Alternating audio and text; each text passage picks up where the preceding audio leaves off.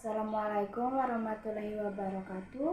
Yang saya hormati Ibu Dr. Andi Tendiawaru, SSI, MSI, selaku dosen mata kuliah Teknologi Informasi, serta teman-teman mahasiswa sekalian. Baik, perkenalkan, nama saya Vina dengan NIM F1G1-22033, perwakilan dari kelompok 9. Di sini saya akan menjadi moderator dalam presentasi kali ini. Dalam presentasi kali ini, kami akan membawakan materi tentang infrastruktur, data, dan informasi. Sebelum itu, saya akan memperkenalkan anggota kelompok saya. Dipersilahkan kepada teman-teman untuk memperkenalkan diri. Perkenalkan, nama saya Fitra Rahmawati, NIM F1G1-22049. Perkenalkan, nama saya Sri Wahyuni Ningsi dengan NIM F1G1-22013. Perkenalkan, saya Nura Priliantia Sweet dengan NIM F1G1-22011.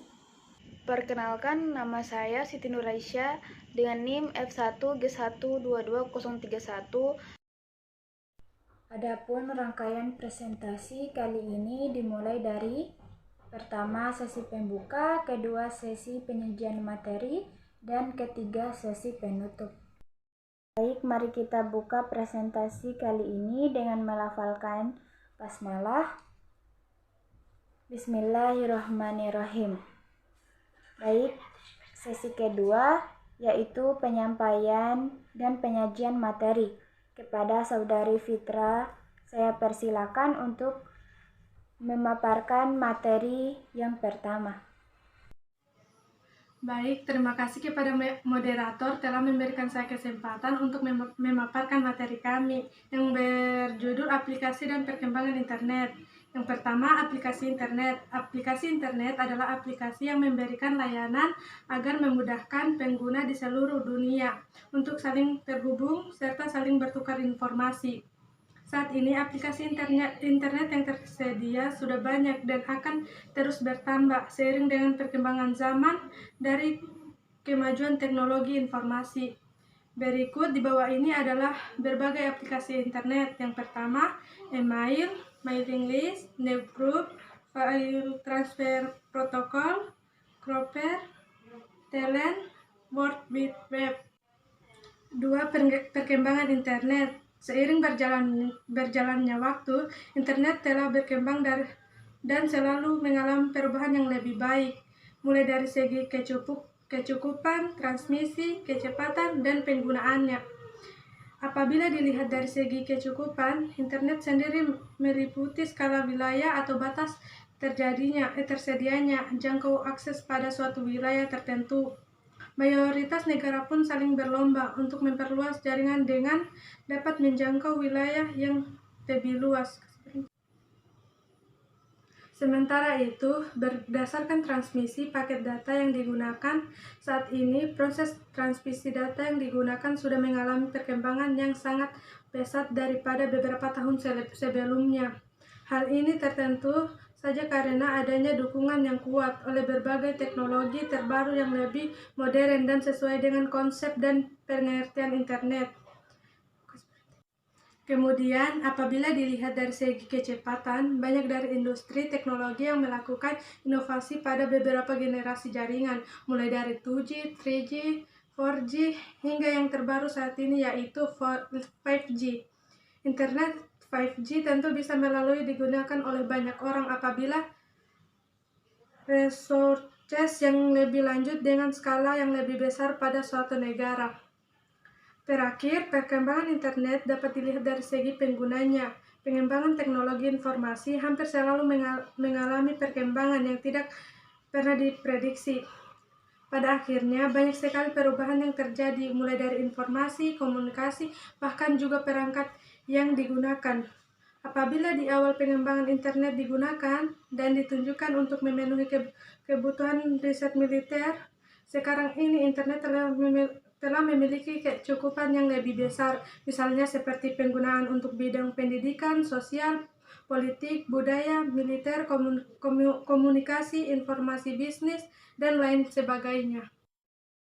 Terima kasih kepada penyaji pertama yang telah membawakan materi. Baik, selanjutnya beralih ke penyaji kedua yang akan melanjutkan materi. Kepada Saudari Ningsi, saya persilahkan. Baik, terima kasih kepada moderator yang telah memberikan saya kesempatan untuk melanjutkan pemaparan materi yang kedua, yaitu tentang internet dan generasinya. Internet dan generasinya. Perkembangan internet kian hari kian bertambah baik dari sisi pengguna maupun dari kecanggihan teknologi yang ditawarkan. Pada era digitalisasi, internet memiliki pengaruh besar dalam menangkap informasi karena lebih efisien dan cepat untuk didapat. Jika dahulu masyarakat tergantung pada pemberitaan pada media cetak seperti surat kabar, kini semenjak hadirnya internet semakin memacu masyarakat untuk mendapatkan informasi sebanyak-banyaknya. Menurut Asosiasi Penyelenggara Jasa Internet Indonesia atau APJII, populasi penduduk Indonesia saat ini mencapai 262 juta jiwa. Lebih dari 50% atau sekitar 143 juta orang telah terhubung ke jaringan internet sepanjang tahun 2017. Dari pengguna internet yang terus bertambah, khususnya di kalangan generasi milenial, wadah internet tidak lagi berdiri sendiri, melainkan terdapat badan penghubung yang dihasilkan dari internet, yakni media sosial. Media sosial ini diibaratkan seperti virus yang dapat menyebar dan bertambah banyak. Tren internet pada tahun 2020 tidak hanya menjangkau lokasi terpencil di seluruh dunia, tetapi juga akan mendukung lebih banyak bahasa dan skrip non-ASCII.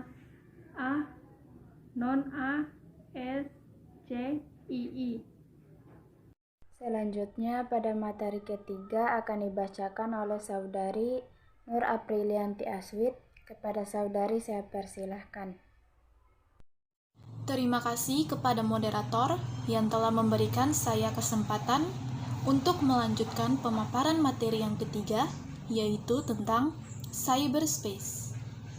Cyberspace atau dunia maya adalah media elektronik dalam jaringan komputer yang banyak dipakai untuk keperluan komunikasi satu arah maupun timbal balik secara online terhubung langsung. Dunia maya ini merupakan integrasi dari berbagai peralatan teknologi komunikasi dan jaringan komputer, sensor, transducer, koneksi, transmisi, prosesor, signal, pengontrol, yang dapat menghubungkan peralatan komunikasi, komputer, telepon genggam, instrumentasi elektronik, dan lain-lain, yang tersebar di seluruh penjuru dunia secara interaktif. Secara umum dan fungsinya, cyberspace dapat diklasifikasikan menjadi dua, yakni Cognitive Information Cyberspace atau CIC, yang di dalamnya terdapat Information Cyberspace. IC berguna untuk menyampaikan dan menyediakan segala bentuk informasi di dunia maya. Yang kedua, Communication Cyberspace, yang di dalamnya terdapat Communication Cyber. CC berguna sebagai media komunikasi di dalam dunia maya. Dan untuk materi terakhir akan dibacakan oleh Saudari Aisyah. Kepada Saudari saya persilahkan. Baik, terima kasih kepada moderator yang telah memberikan saya kesempatan untuk melanjutkan pemaparan materi terakhir pada presentasi kali ini, yaitu tentang masalah internet. Beberapa masalah internet yang dihadapi untuk memeratakan jaringan internet di Indonesia, yaitu sebagai berikut. Masalah pertama yaitu geografis. Kendala geografis Indonesia menjadi tantangan karena kesulitan membangun fasilitas jaringan data di daerah-daerah tertinggal, terdepan, terluar, atau disebut dengan 3T. Kedua, ketergantungan pada internet dari kabel. Masih adanya blank spot di banyak daerah 3T dan non-3T. Daerah blank spot ini tidak memiliki jaringan fiber optik yang menghubungkan base transceiver station atau disingkat dengan BTS, sehingga tidak masuk lingkup jaringan 4G. Ketiga, daya beli. Daya beli masyarakat yang terbatas untuk mengakses internet. Karena layanan internet jaringan fiber optik relatif mahal, sementara para operator seluler biasanya menjual internet dengan sistem kuota terbatas namun dengan harga terjangkau. Kemudian pada masalah yang keempat, yaitu kecepatan internet. Pengguna internet cenderung hanya mengukur kecepatan internet ketika kondisi jaringan memburuk. Kecepatan internet tidak selalu stabil, terkadang cepat, tapi dalam situasi tertentu juga kadang menjadi lambat. Yang kelima, cakupan internet. Adanya tantangan menyediakan cakupan internet yang besar karena jumlah penggunanya di Indonesia yang banyak. Penyelenggara telekomunikasi harus menyediakan kapasitas internet yang besar untuk mendukung permintaan akses internet yang besar. Dan yang terakhir yaitu masalah regulasi. Diperlukan regulasi untuk mengatur standar kualitas pelayanan serta mengatur pengukuran kualitas layanan secara independen. Pengelola jaringan internet harus berhadapan dengan regulasi di daerah tersebut. Demikian pemaparan materi yang saya sampaikan. Saya kembalikan kepada moderator. Baik, itulah hasil dari presentasi kelompok kami. Dari presentasi kali ini kita dapat menarik kesimpulan bahwa perkembangan teknologi informasi dan komunikasi saat ini berkembang begitu pesat. Setiap harinya sebuah informasi menyebar begitu cepat berkat berkembangnya teknologi yang dinamakan internet. Akibat dari penyebarannya yang sangat cepat, sebuah informasi atau berita terkadang mengandung kekeliruan yang berujung pada berita hoaks yang dapat mengakibatkan kebohongan publik. Kurangnya edukasi terhadap hoaks menyebabkan masyarakat kurang mengerti atau kurang bijak dalam menerima dan menyebarkan sebuah berita. Kaum milenial yang sudah melek terhadap teknologi seharusnya bisa mencegah dan memberikan edukasi kepada generasi-generasi sebelumnya agar tidak terkena berita hoaks. Demikianlah presentasi dan diskusi kali ini. Saya selaku moderator memohon maaf apabila ada kesalahan kata dan sikap. Akhir kata saya ucapkan wabillahi taufiq wal hidayah. Wassalamualaikum warahmatullahi wabarakatuh.